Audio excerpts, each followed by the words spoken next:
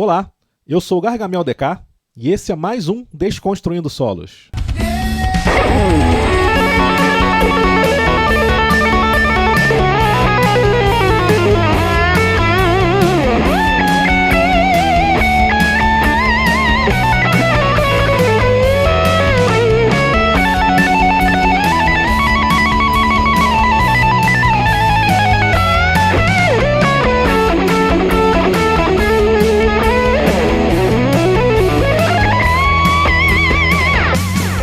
Lembrando que o Desconstruindo Solos não ensina o solo na íntegra. A ideia não é essa.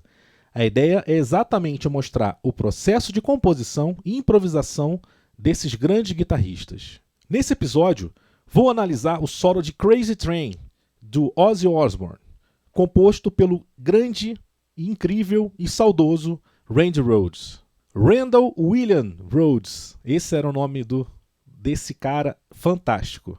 Nasceu em 1956 na Califórnia e era de uma família extremamente musical.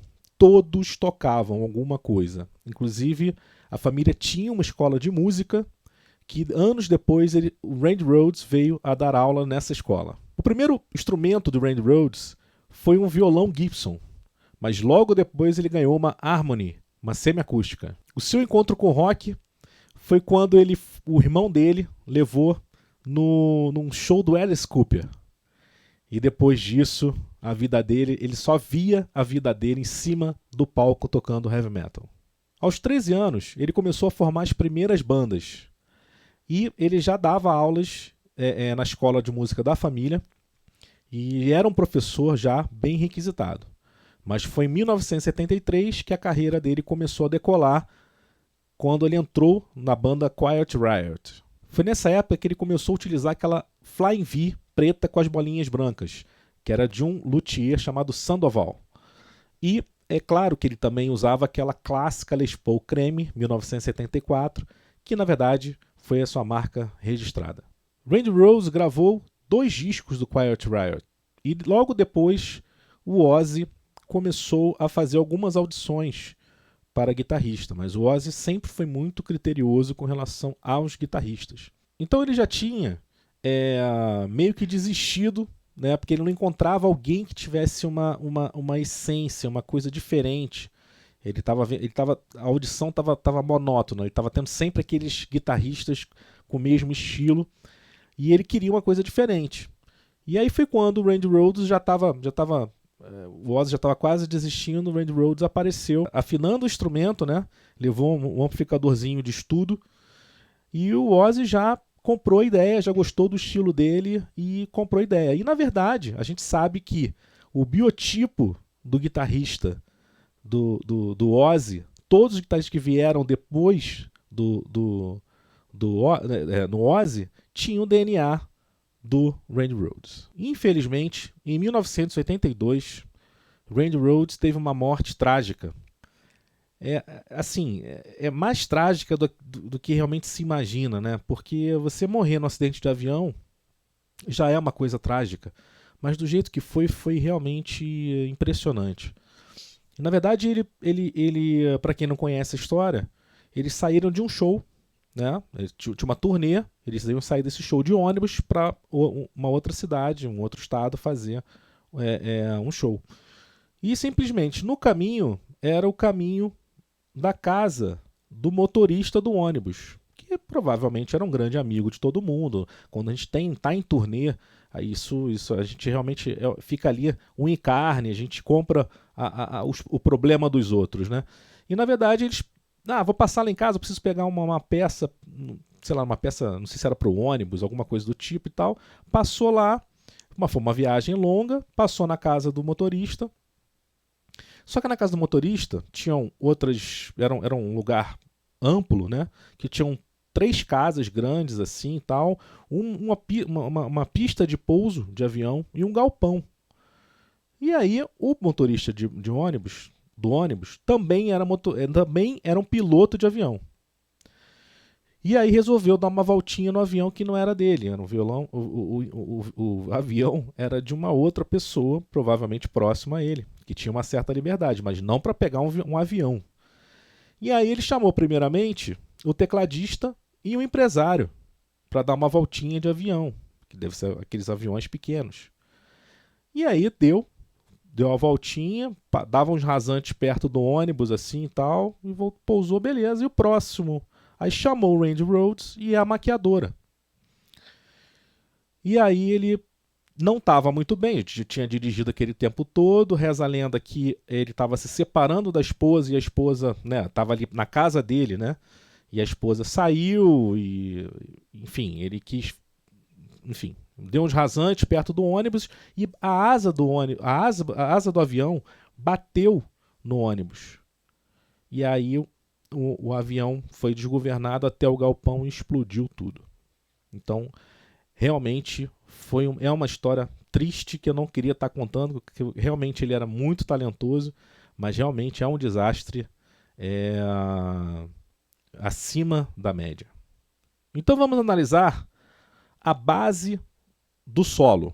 Só que antes, essa música, como ela tem uma guitarra muito presente em todas as partes, ela é bem trabalhada, eu vou querer mostrar um pouquinho além do solo. Então eu vou mostrar um pouquinho de cada parte e falando mais ou menos o que ele utilizou, a técnica, as palhetadas. Essa música tem uma palhetada muito na própria base, tem uma palhetada muito presente, muito firme, né? Ou seja, precisa de uma certa técnica para tocar, e a gente vai entrar um pouquinho mais nesse assunto. Vamos começar pelo riff, né?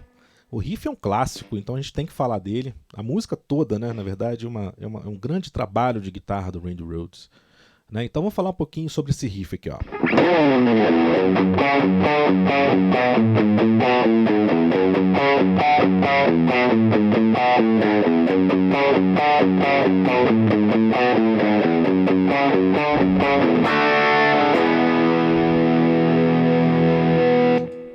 Né? Então, o que ele tá? Essa música ela tá em Fá sustenido menor, né?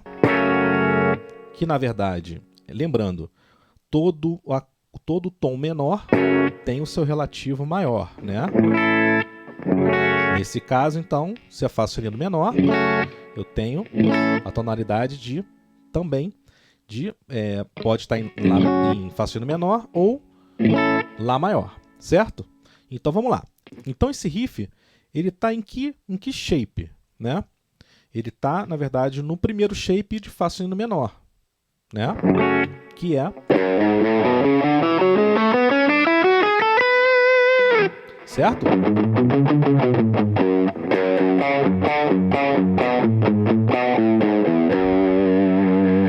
Depois disso, então aqui ele fez...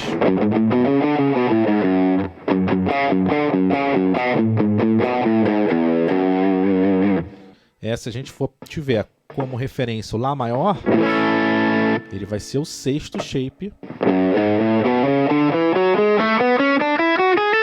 de Lá maior, tá?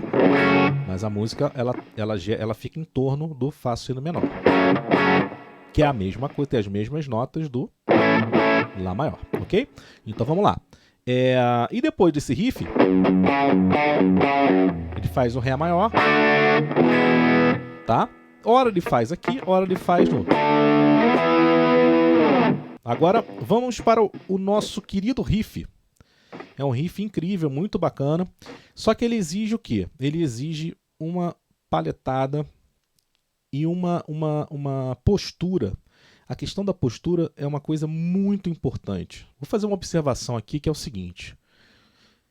Para os guitarristas que nunca tiveram aula, são autodidatas, um ponto importante é saber a postura, a sua postura da mão direita e da mão esquerda. Mas a mão direita, eu vejo acontecer muito um detalhe, né, de questão do apoio. Então, é muito importante você saber apoiar a sua mão na ponte, né? Ou, na verdade, de alguma forma que você consiga otimizar a palhetada de uma forma onde você consiga abafar, palhetar alternado, palhetar só para baixo, você ter essa dinâmica, tá? Então eu vou mostrar aqui a minha sugestão. É claro que em cada guitarra tem uma situação diferente, né? A Les Paul ela é de uma forma, a Strata é de outra, então tem algumas questões com isso. Mas basicamente você precisa de um apoio, principalmente também, uma coisa importante que eu deixo aqui, para você relaxar o seu braço. Você não pode ficar tenso, né? Então você tem que realmente apoiar, né? Vou mostrar aqui, ó. Você tem que apoiar a sua mão direita de uma forma que, além de você ter um bom apoio, você também descansar, você apoiar essa parte do braço, né, o antebraço, para você, na verdade, relaxar o teu ombro. Você não pode ficar tenso, né? Basicamente é isso. Então, e aqui você precisa o quê? Apoiar, certo? E palhetadas curtas, tá? Ó. Nada de você palhetar com força e, na verdade, espanando muito a palheta, né? Isso tem que ser curto.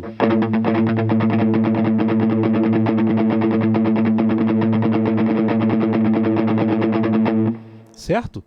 Então, dessa forma, você consegue realmente fazer isso. Olha lá, ó. Eu estou apoiando aqui, ó. Certo?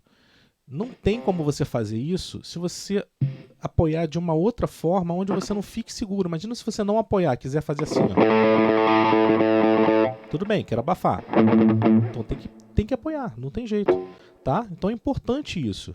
Você saber exatamente a postura da mão direita. É claro que eu posso estar falando para 90% de vocês já sabe isso, mas tem muita gente que não sabe, tem muita gente que toca errado, tá? Então é para essas pessoas que eu estou dando esse toque, tá? Então você apoia aqui e fecha ela aqui, ó.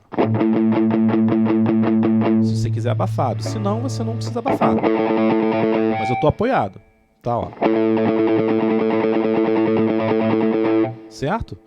Então olha só, esse riff, ele é...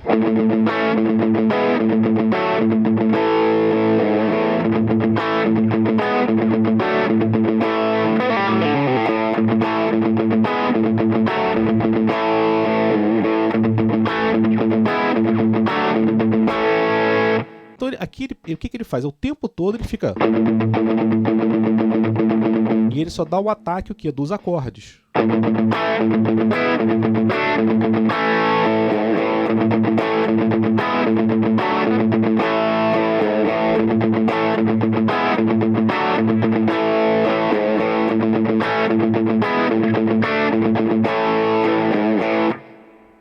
Então fica a minha observação aqui para sua mão direita, que eu considero isso uma das coisas mais básicas e mais importantes que tem no fundamento da guitarra. O interessante dessa base é exatamente essa pressurizada que ele faz, né? Que ele mantém aqui esse Lá.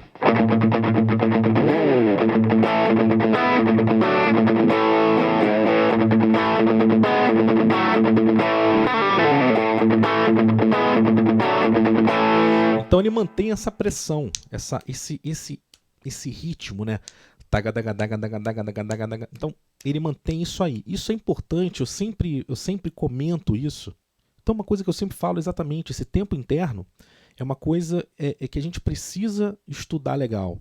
A gente precisa perder um tempo, a gente precisa sozinho ter essa que eu chamo de pressurizada. Você, na verdade, conseguir ritmar e fazer intercalando com nicks, com frases. Então eu acho interessante isso. Com certeza a gente vai falar mais disso nos outros episódios. Então o que ele faz nesse riff? Ele faz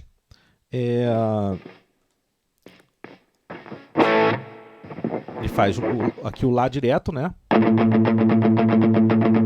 Então ele faz o acorde de Lá maior, depois ele faz um Mi maior, né? Só que aqui ele ele inverte, né? O Mi maior, a terça maior tá aqui, a quinta tá aqui e o Mi tá aqui, né? E ele toca o Lá, né? É que ele não toca, na verdade, junto. que quando ele vai tocar isso, ele faz.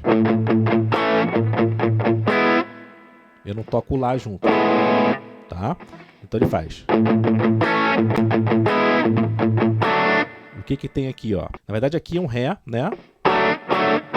E aí a mesma coisa, um Ré maior, que ele na verdade utiliza também a terça aqui, né? Que é o Fá sustenido, a quinta e o Ré, o acorde de Ré maior, mas também ele não toca o Lá junto, então ele faz.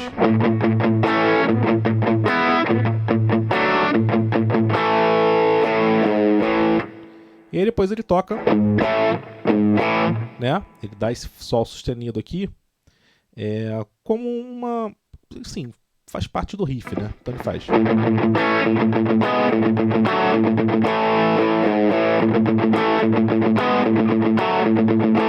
Aí ele faz um.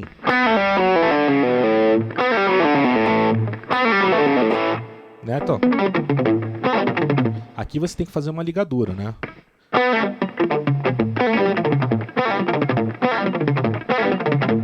Certo?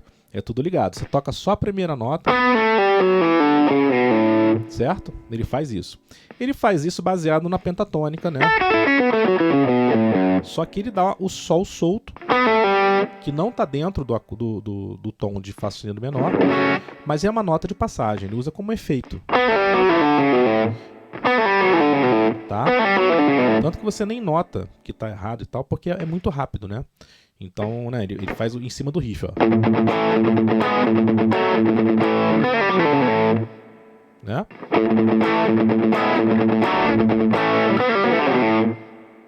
Ok? E aí, depois disso, ele vai para um. Aí ele faz um harmônico. E aí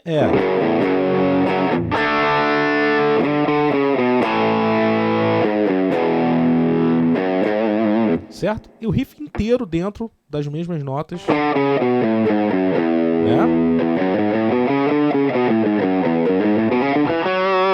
De Fá sustenido menor.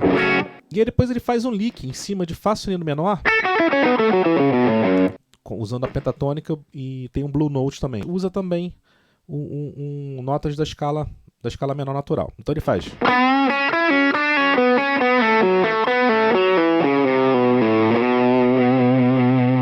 Certo?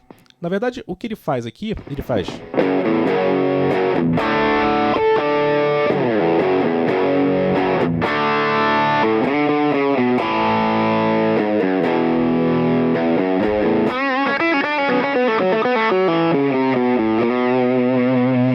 Então, o que ele usa aqui ele usa um lick, né?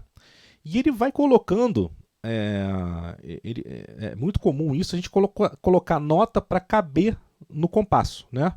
Então, por exemplo, se ele faz esse resultado é muito rápido, né? Você não vai conseguir colocar dentro do compasso, você precisa de mais notas. Então ele faz.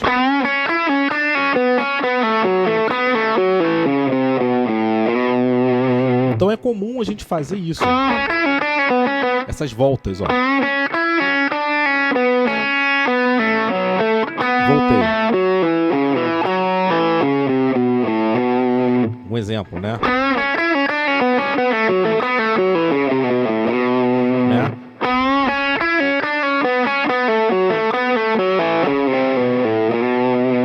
Então, se você quiser fazer um lick, você tem que, na verdade, se você quiser que preencha um compasso, 2 compassos, você tem que, na verdade, é um artifício, uma forma que muitos guitarristas utilizam, né? E ele utilizou, com certeza, essa volta exatamente para ele poder criar o quê? Fazer uma divisão mais rápida e colocar mais notas, né?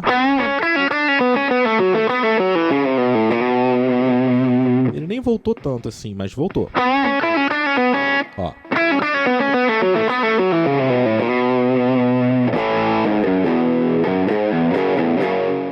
Dois licks que ele utiliza também durante a base da música, ele faz um arpejo em Fá sustenido menor e ele vai subindo de casa em casa.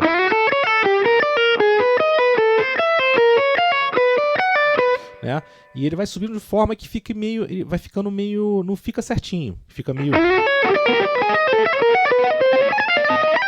tá? Ele vai subindo mesmo de forma meio malucona, né? E a outra é a mesma coisa que ele faz subindo de casa em casa.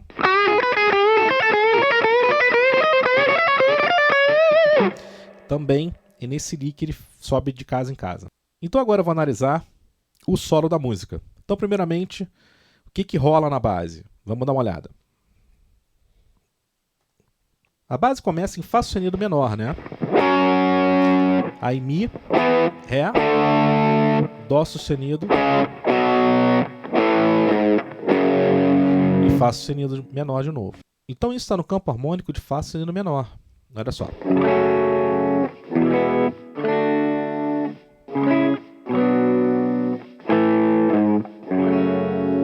Então ele faz isso repetidas vezes e no último, no solo, na última parte, em vez de ele acabar em Fá sustenido, ele vai acabar em Mi.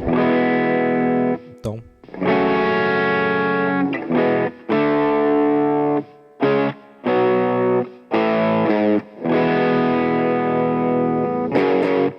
Ok? Então vamos lá. Vamos começar então o solo. Bom, então ele já começa o solo com um tapping, né?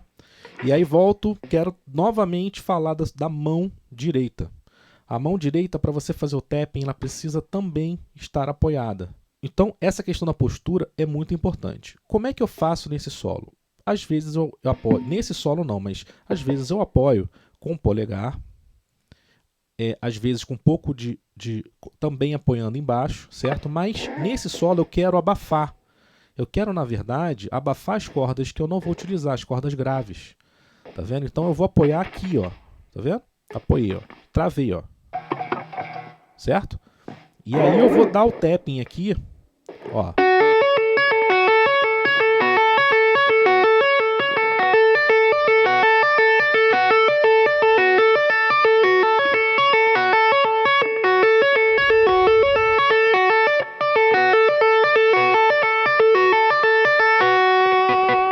Tá? Então a parte técnica, a parte da postura, do tapping, é muito importante para ficar limpo, senão vai ficar muito sujo se você deixar assim, ó. Ó. A guitarra ela vai sujando, você tem que travar isso, certo? Tó. Certo? E assim fica limpinho, fica bacana. Tá? E aí o que ele utiliza aqui? Bom, ele está fazendo aqui, ó, as notas Fá sustenido, Lá e Dó sustenido. Nada mais é o que o arpejo de Fá sustenido menor. E depois ele coloca em vez da quinta, ele vai para tônica, terça menor e quinta.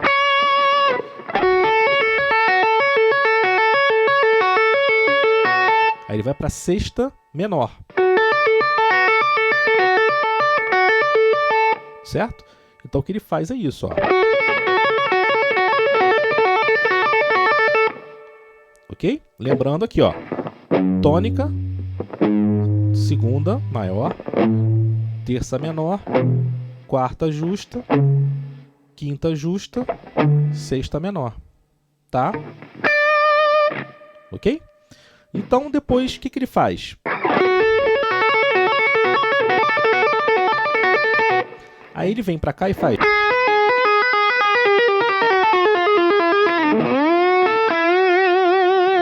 Tá?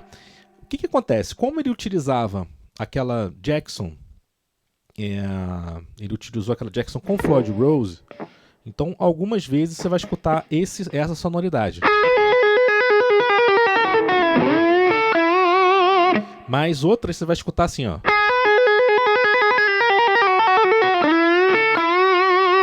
Certo? Exatamente porque ele está sem alavanca, né, com essas guitarras. Só para vocês terem uma ideia, o Zakk Wylde, por exemplo, gostava muito de utilizar, sempre usou Les Paul e tal, não tinha alavanca, ele gostava de usar esse artifício aqui. Ele colocava o dedo indicador aqui, ó, na casa, por exemplo, na 12ª casa, e aí ele tocava, por exemplo, ele vinha na verdade martelando aqui, ó, fazendo pull-off hammer-on, né? Iria descendo com a mão direita, né? Você vai ver muitas vezes ele fazendo isso. E na verdade o Randy Rhoads, ele usava exatamente quando ele não estava com a alavanca, certo? Então o que ele fez aqui nada mais foi o quê? Ele está usando o Sol sustenido, que é a segunda, né? E a quarta aqui, que é o Si. Não fez nada, está dentro da escala de Fá sustenido menor natural, certo?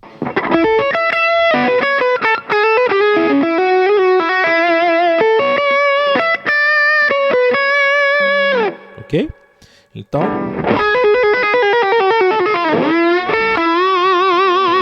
e aí ele faz, dá um bend aqui, sempre bem agressivo, né? Ele tem uma pegada agressiva, então não é à toa que ele virou o biotipo dos guitarristas do Ozzy, certo? Aí ele vem pra cá, dentro desse desenho,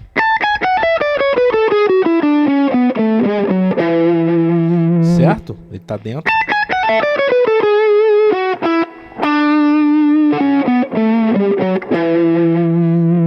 de... Qual é o shape aqui, ó? É o quinto shape. Na verdade, relacionado ao Lá maior. Ou o sétimo shape de Fá sustenido menor. Tá? Começando em Mi. Então ele usa esse shape aqui, ó.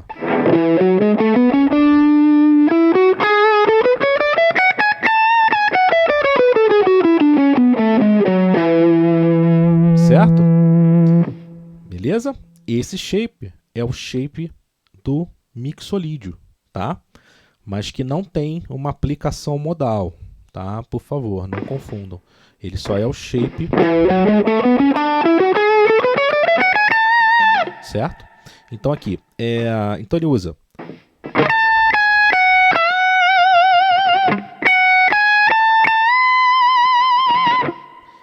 né? Frase bonita, né?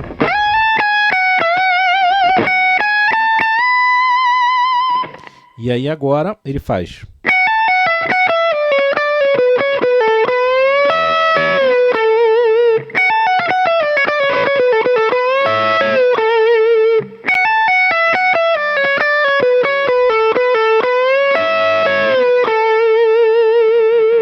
Então ele faz a frase em cima da pentatônica.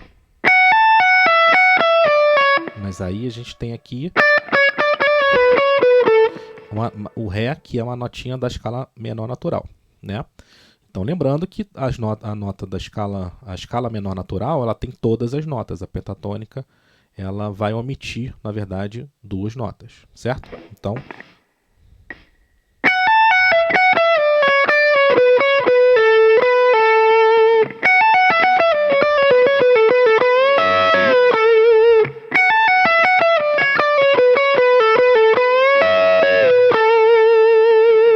ok? De novo, aquela historinha que eu falei de você repetir, você voltar, né?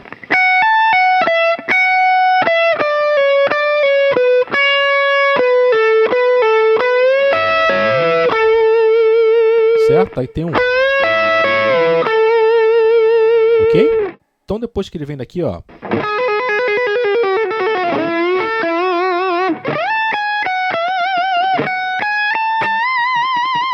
Certo?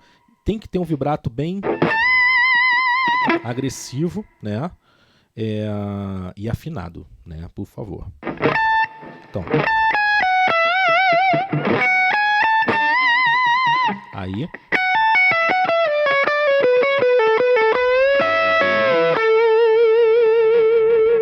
Aí depois ele faz, ainda em cima da pentatônica, de Fá sustenido menor. Ele faz aqui, e nesse shape, né, que é o... Aí ele vai pro... próximo shape. Aí pro próximo. Tá? Então ele faz.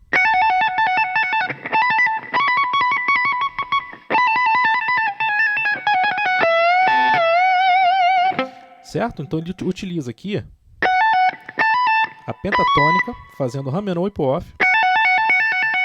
Também de novo, gente, olha só, eu tô aqui, ó, abafando as cordas graves, tá? Ó. Depois dá uma olhadinha no vídeo que ele tem um vídeo do Ozzy, aquele mais clássico, e ele que quando ele vai fazer qualquer ligadura, você vê às vezes até ele abafando, assim. Tá? O Randy Rhoads fazendo.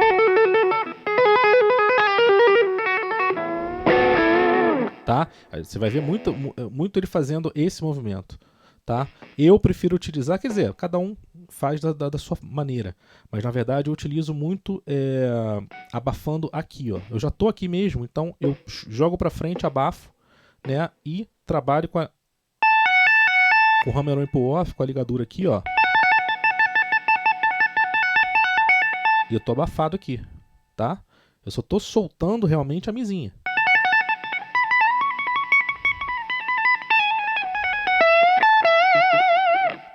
Ok? Então, e essa parte é bem importante, senão o solo vai ficar todo sujo.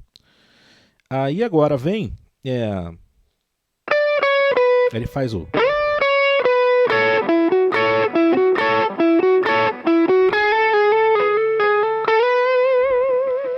né? Então ele faz essa frasezinha, depois disso aqui, ó.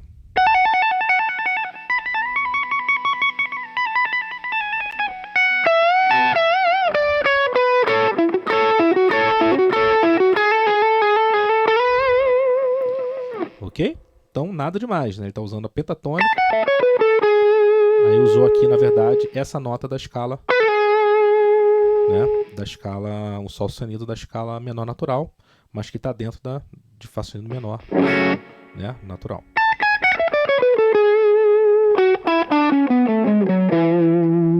Ok? E aí ele faz, para concluir, que tudo isso está rolando em cima daquela base, né? E agora é a hora do Mi, que é o final. E aí ele faz...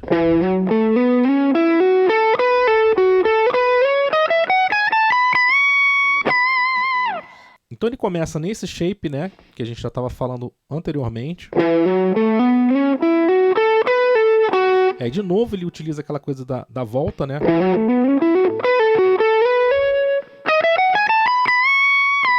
E depois ele utiliza 3 notas por corda.